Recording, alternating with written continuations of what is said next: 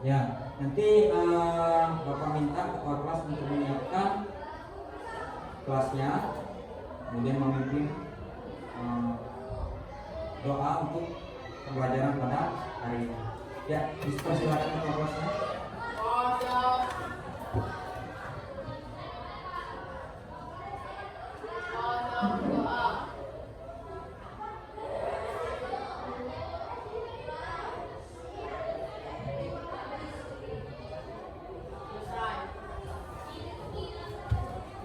Ya baik, anak-anakku semuanya, sebelum kita belajar, Bapak akan absen terlebih dahulu. Semua peserta yang ada di kelas ini. Ya. Ini kelas 71 ya? Ya, kelas 71. 71 ini siapa wali kelasnya? Bu Ari. Oh, Bu Ari ya?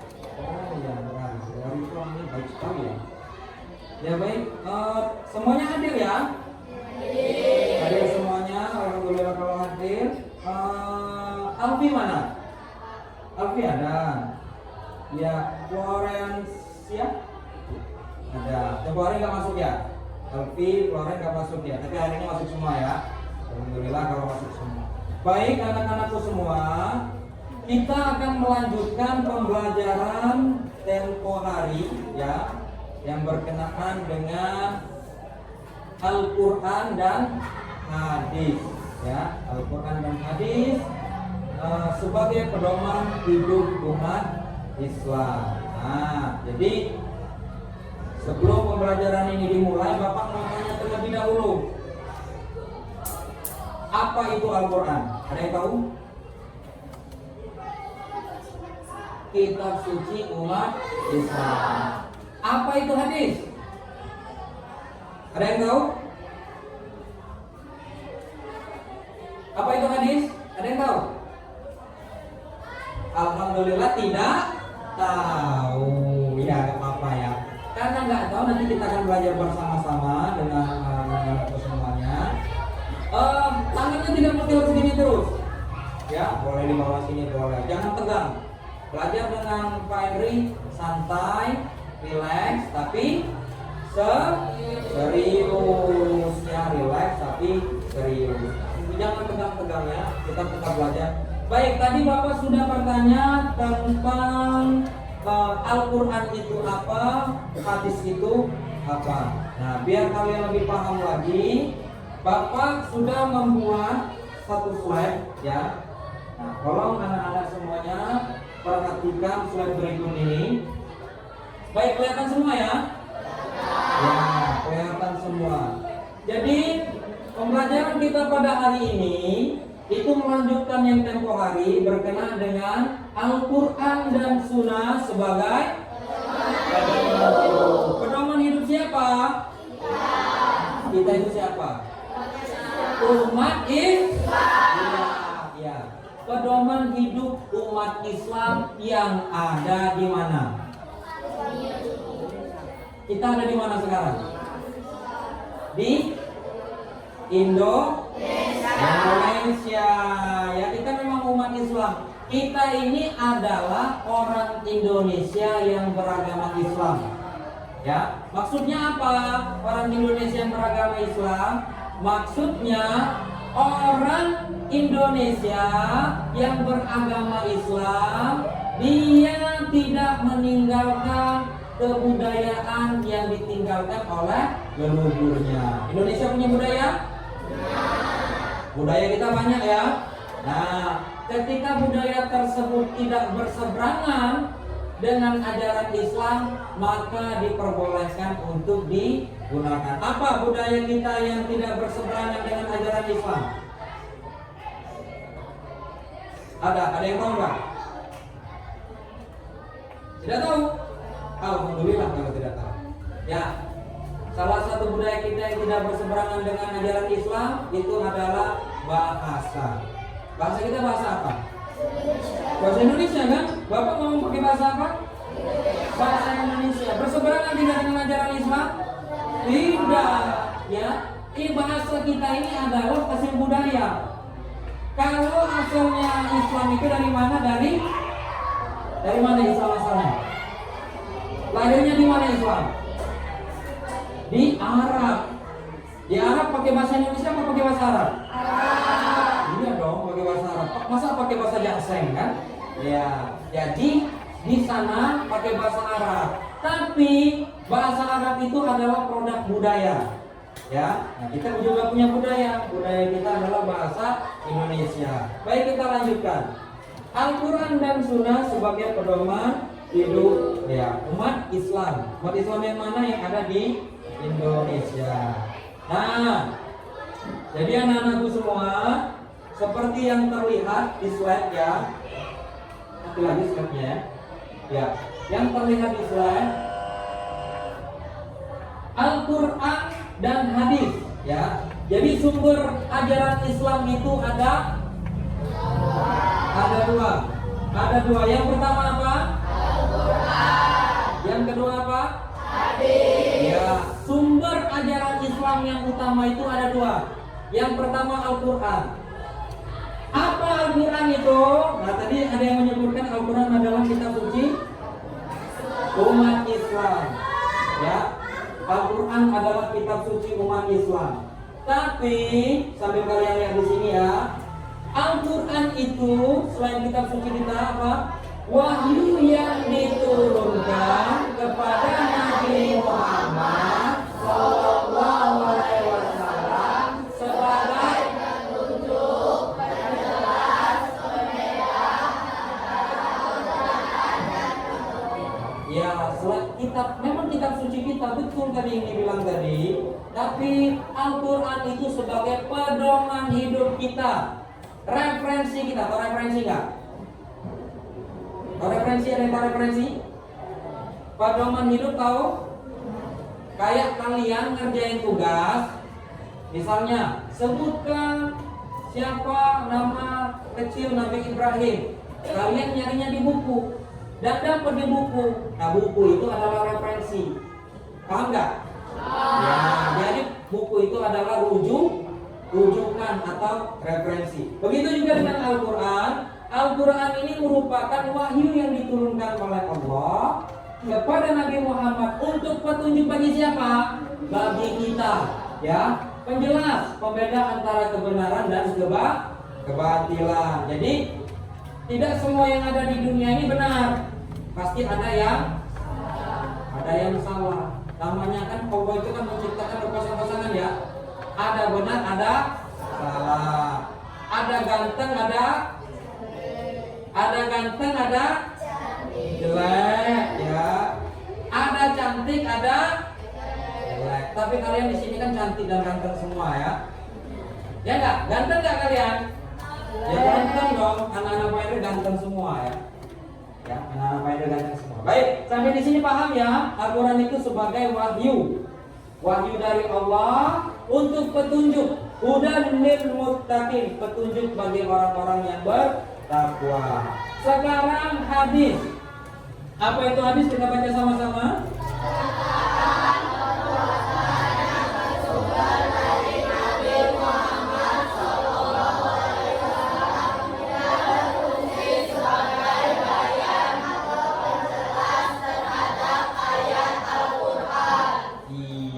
Jadi hadis itu merupakan perkataan, perbuatan, kemudian apa? Diamnya Nabi, tidurnya Rasulullah, itu adalah hadis. Ya, Rasulullah lagi tidurnya Rasulullah itu adalah sunnah, itu adalah hadis. Ya, makanya kan cara tidur Rasulullah seperti apa? Tangan kanan seperti ini, kemudian miringnya kemana? Ke kanan, ke kiri, ke bawah, ke atas, ke kanan, ya. Jadi tangannya seperti ini. Itu cara tidur Rasulullah.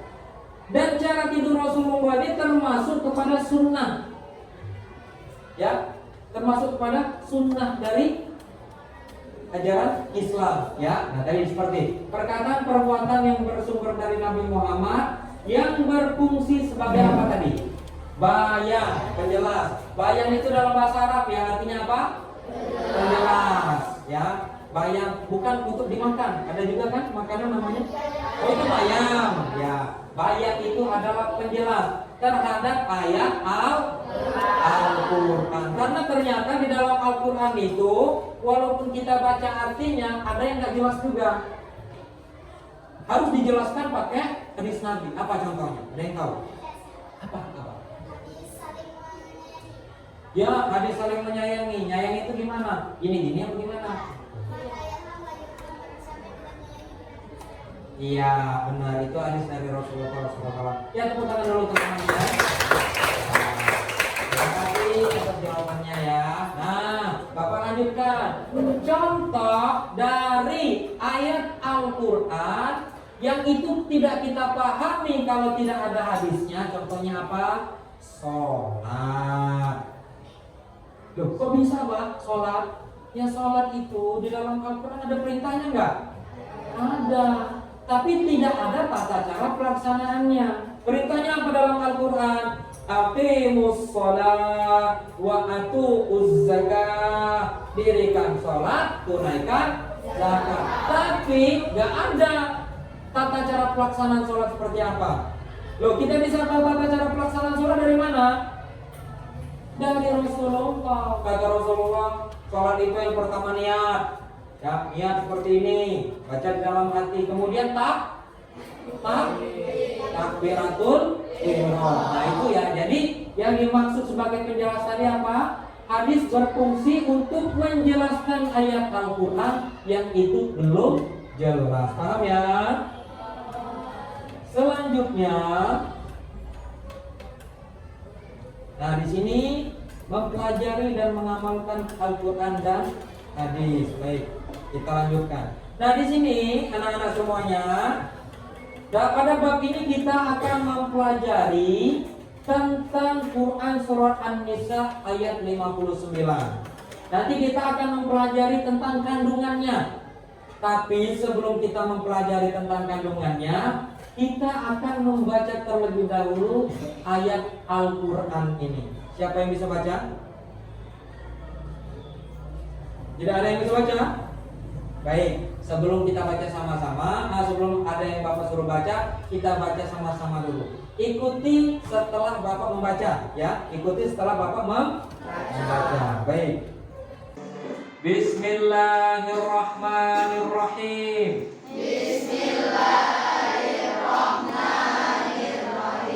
Dilihat ayatnya, ya, dilihat ayatnya. Ya ayyuhalladzina amanu atiiullaha wa atiiur rasul.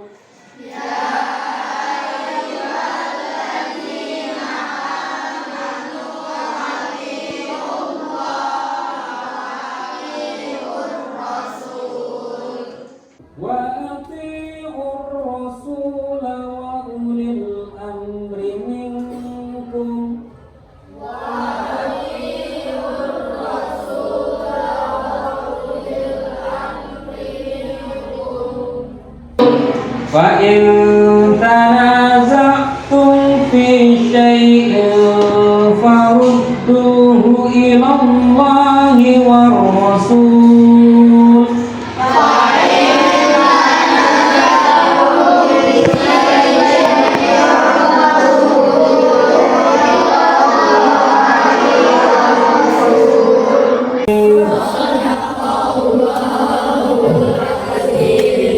Ya baik, siapa yang belum lancar baca Al-Quran angkat tangannya. Yang belum lancar? Angkat tangan apa angkat tangannya yang belum lancar? Sudah lancar belum? Angkat. Ya, yang belum lancar sudah turunkan. Yang sudah lancar baca Al-Qurannya angkat tangannya. 1, 2, 3, 4, 5. Ya baik. Nanti Bapak minta ya, karena kita nanti akan mempelajari tentang alif lam syamsiyah juga, alif lam qamariyah juga. Tapi sebelum itu Bapak minta kalian harus fasih dulu baca Al-Quran. Jadi belajarnya dari surat An-Nisa ini dulu. Ya. Coba yang sudah lancar tadi angkat tangannya. Ya, Ainur. Terus siapa namanya nak? Lupa bapak. Kelima. Terus siapa lagi? Alfi. Terus Niza. Terus Reno. Nah Reno, Niza, Alfi, Elma dan Ainur. Nanti Bapak minta tolong kalian bantu menyimak teman-temannya untuk belajar membaca Al-Quran. Bisa ya? Bisa? Ya, ya. Nanti kalau Bapak yang ngajarin nanti takut-takut. Coba kalau teman-temannya yang ngajarin, mudah-mudahan lancar kalau diajarin teman-temannya ya. Bisa ya? Bisa. Nanti belajar yang benar ya. Ya silakan kalian menghadap, saling menghadap, saling berhadap-hadapan.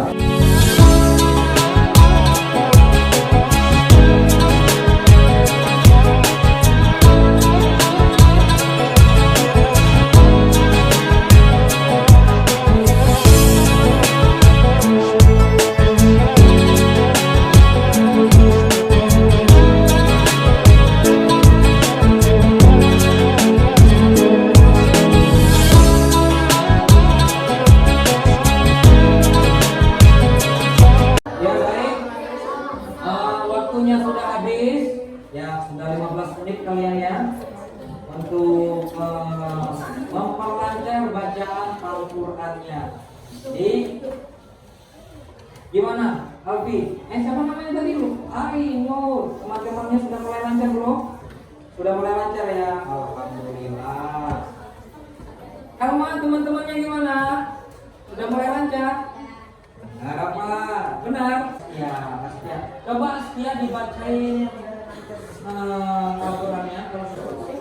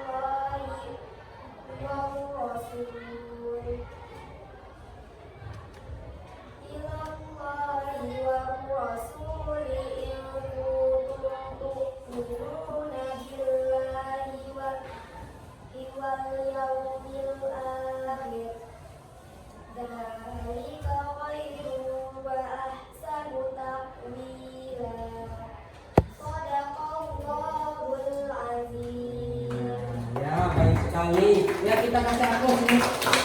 Artinya sudah bagus ya, membaca Al-Qurannya sudah bagus. Nanti Askia, Bapak minta tolong juga, tolong bantu teman-temannya yang lain yang belum lancar untuk membaca Al-Quran ya. Bisa Askia? Ya, alhamdulillah kalau bisa. Baik anak-anak semuanya, untuk selanjutnya ya, tadi kan sudah Bapak minta kalian untuk membaca Al-Quran. Yang belum bisa juga tadi Bapak minta tolong untuk diajarin teman-temannya kan, benar kan? Alhamdulillah sudah agak bisa. Untuk pembelajaran selanjutnya, Bapak nanti kita akan belajar tentang alif lam syamsiah dan alif lam qamariyah. Jadi alif lam syamsiah dan alif lam qamariyah. Jadi pada kesempatan kali ini kita itu masih mempelajari tentang bacaan surat An-Nisa ayat 59. Gimana kita mau ngerti kandungannya kalau kita itu nggak bisa baca ayatnya?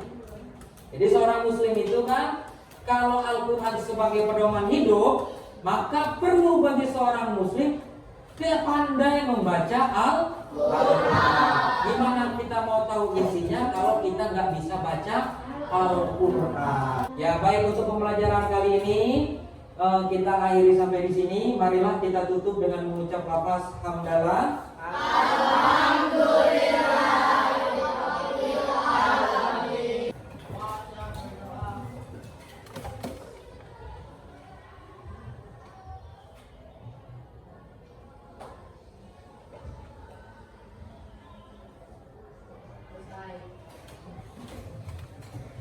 Alhamdulillahirrahmanirrahim, pelajaran kita sudah selesai.